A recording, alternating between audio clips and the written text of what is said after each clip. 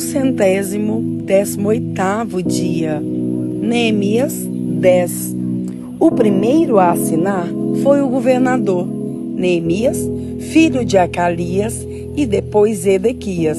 Em seguida, vem a lista das outras pessoas que também assinaram: sacerdotes: Seraías, Azarias, Jeremias, Pazur, Amariá, Malquias, Atos, Sebanias, Maluque, Arim, Meremote, Obadias, Daniel, Gineton, Baruque, Mesulam, Abias, Miamim, Maasias, Bilgai e Semaías. Levitas: Jesuá, filho de Azanias, Binuí, do grupo de famílias de Enadade, Cadmiel, Sebanias, Odias, Quelita, Pelaías, Anã, Mica, Reobe, Asabias, Zacur, Serebias, Sebanias, Odias, Bani e Benino. Líderes do povo: Parós, Paate-Moabe, Elão, Zatu, Bani, Buni, Asgade, Bebai, Adonias, Migvai, Adim, Ater, Ezequias, Azur, Odias, Azum, Bezai, Arife, Anatote, Nobai, Magpias, Mesulam, Ezir, Mesezabel, Zadok, Jaduá, Pelatias, Anã, Anaías, Oséias, Ananias, Assube, Aloés, Pileá, Saboque, Reum, Azabna, Maazéias, Aías, Anã, Anã, Maluque, Arim e Baaná. Nós, o povo de Israel, os sacerdotes, os levitas, os guardas do templo, os servidores do templo, os cantores do templo e todos os outros que, obedecendo à lei de Deus, se conservaram separados dos estrangeiros que vivem na nossa terra. Nós, junto com as nossas esposas e todos os nossos filhos, que já têm idade para entender, fazemos por meio deste acordo, junto com as nossas autoridades, a seguinte promessa: nós viveremos de acordo com a lei de Deus, que Ele nos deu por meio do seu servo Moisés. Obedeceremos a tudo o que o Senhor nosso Deus nos manda e cumpriremos todas as suas leis e mandamentos. Se quebrarmos esta promessa, seremos amaldiçoados. Nós não daremos as nossas filhas para casarem com os estrangeiros que vivem na nossa terra, nem escolheremos as filhas deles para casarem com os nossos filhos. Se estrangeiros trouxessem trigo ou qualquer outra coisa para nos vender no sábado ou em qualquer outro dia santo, nós não compraremos. Todo o 7º ano não colheremos o que a terra produzir e perdoaremos todas as dívidas. Cada um de nós contribuirá todos os anos com 4 gramas de prata para ajudar a pagar as despesas do templo. Para o serviço de adoração no templo, daremos o seguinte: os pães que serão oferecidos a Deus, a oferta diária de trigo e de cevada, os animais que serão completamente queimados todos os dias como sacrifícios, as ofertas sagradas para os sábados, para as festas da lua nova e para as outras festas. As outras ofertas sagradas, as ofertas para tirar os pecados do povo de Israel e também outra coisa que for necessária para o templo. Todos os anos, nós, o povo, os sacerdotes e os levitas, tiraremos sorte para saber quais os grupos de famílias que terão de oferecer a lenha para queimar no templo os sacrifícios que serão oferecidos ao Senhor nosso Deus, de acordo com o que a lei manda. Todos os anos traremos ao templo uma oferta do primeiro trigo e da primeira cevada que colhermos e das primeiras frutas colhidas das nossas árvores. Traremos o primeiro filho de cada família ao templo, para que ali os sacerdotes o dediquem a Deus, como a lei manda. Também ofereceremos a Deus o primeiro bezerro que as nossas vacas tiverem, e o primeiro carneiro e o primeiro cabrito que as nossas ovelhas e cabras tiverem. Nós traremos aos sacerdotes no templo a massa de pão feita com o primeiro trigo colhido cada ano, e daremos as nossas outras ofertas de vinho, de azeite e de todos os tipos de frutas. Entregaremos aos levitas a 10ª parte das nossas colheitas, pois são eles que recebem essa 10ª parte nas cidades em que há plantações. Um sacerdote, descendente de Arão, deverá estar junto com esses levitas, que recolhem a 10ª parte das colheitas. E a 10ª parte de todas as 10ª partes que forem recolhidas deverá ser levada pelos levitas para os depósitos do templo, a fim de ser usada no templo. O povo de Israel e os levitas deverão entregar as contribuições de cereais, de vinho e de azeite nos depósitos onde são guardados os objetos do templo e onde ficam os sacerdotes que estão de serviço e os guardas do templo e os que cantam no coro. Nós não abandonaremos a casa do nosso Deus. Neemias 11. As autoridades de Israel ficaram morando em Jerusalém, e o resto do povo tirou a sorte para escolher uma família de cada 10 para morar na santa cidade de Jerusalém. O resto do povo ficou morando nas outras cidades e povoados. O povo abençoou todas as outras pessoas que, por sua própria vontade, resolveram morar em Jerusalém. O povo de Israel, os sacerdotes, os levitas, os servidores do templo e os descendentes dos servidores de Salomão ficaram morando nas outras cidades e povoados das suas propriedades. Esta é a lista dos chefes da província de Judá que ficaram morando em Jerusalém.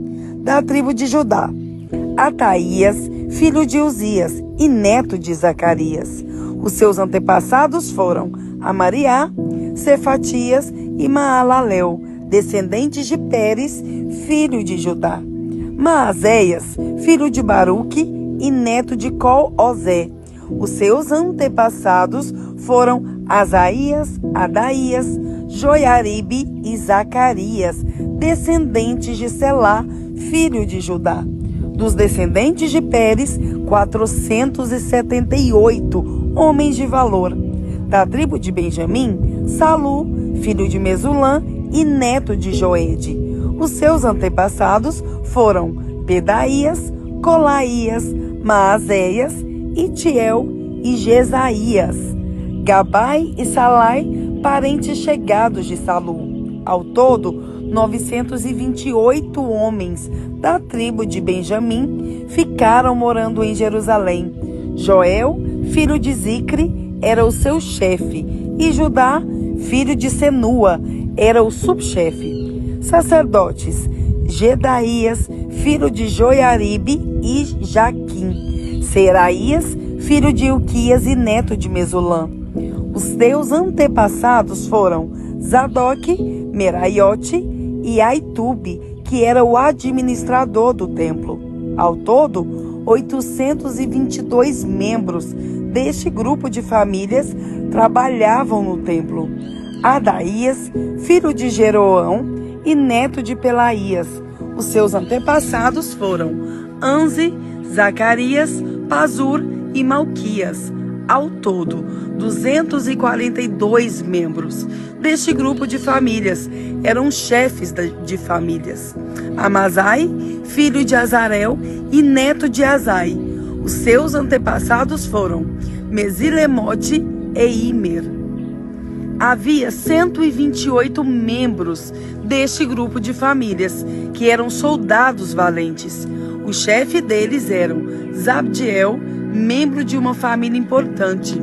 Levitas: Semaías, filho de Assub e neto de Aziricã.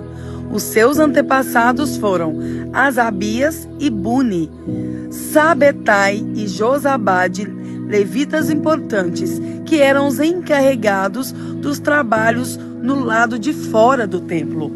Matanias, filho de Mica e neto de Jabde, descendente de Asaf. Ele dirigia o coro do templo no cântico de oração de agradecimento. Baquebuquias, que era o ajudante de Matanias.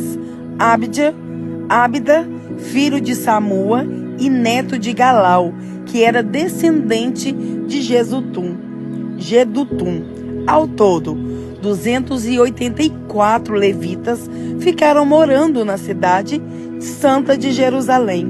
Guardas do templo: Acube, Talmon e os seus parentes, 172 ao todo. O resto do povo de Israel e os restantes sacerdotes e levitas moravam nas suas propriedades nas outras cidades e povoados de Judá.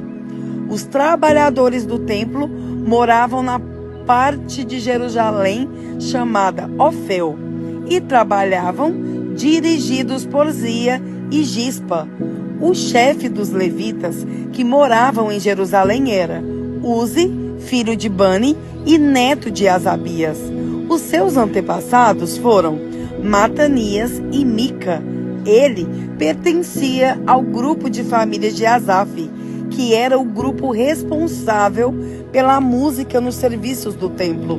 Havia regulamentos do rei, dizendo como os outros grupos de famílias deviam se revezar todos os dias na direção da música no templo. Petaías, filho de Mesezabel, do grupo de famílias de Zera e descendentes de Judá, representava o povo de Israel na corte do rei da Pérsia. Muitos israelitas moravam nas cidades que ficavam perto das suas fazendas. Aqueles que eram da tribo de Judá moravam em Kiriat Arba, Dibon e Jecabdizeel, e nos povoados que ficavam perto dessas cidades. Eles moravam também nas cidades de Jesua, Molada, Bet-Palete, Azar-Sual e em Berseba e nos povoados ao seu redor. Eles moravam na cidade de Siclag, Mecona e nos seus povoados em En-Rimon, Zora, Jarmute, Zanoa, Adulã e nos povoados que ficavam perto dessas cidades. Eles moravam em Laquis e nas fazendas que ficavam perto e em Azeca e nos seus povoados. Quer dizer, o povo de Judá morava na região entre Berseba, no sul, e o vale de Inom, no norte. O povo da tribo de Benjamim morava na região ao norte de Geba, até Micmas, Aia, Betel e os seus povoados, Anatote, Nobe, Ananias, Azor, Ramá, Gitaim, Adide, Zeboim, Nebalate, Lode e Ono, no Vale dos Artífices. Alguns grupos de levitas que haviam morado na região de Judá foram indicados para morar com o povo de Benjamim. Provérbios 6. Filho, você é fiador de alguém? Deu a sua palavra e ficou preso na promessa que fez? Então, meu filho, agora você está nas mãos dessa pessoa. Mas há um jeito de sair disso. Vá logo e peça que ela livre você dessa obrigação. Não durma, nem descanse. Saia dessa armadilha como um passarinho ou como uma gazela escapa do caçador. Preguiçoso, aprenda uma lição com as formigas. Ela não tem líder, nem chefe, nem governador, mas guardam comida no verão, preparando-se para o inverno. Preguiçoso, até quando você vai ficar aí deitado? Quando vai se levantar? Então o preguiçoso diz: eu vou dormir somente um pouquinho, vou cruzar os braços e descansar mais um pouco. Mas, enquanto ele dorme, a pobreza o atacará como um ladrão armado. Os homens maus e sem valor vivem dizendo mentiras, piscam e fazem gestos para enganar os outros. As suas mentes perversas estão sempre planejando o mal e eles espalham confusão por toda parte. Por isso, a desgraça cairá de repente sobre eles e não poderão escapar.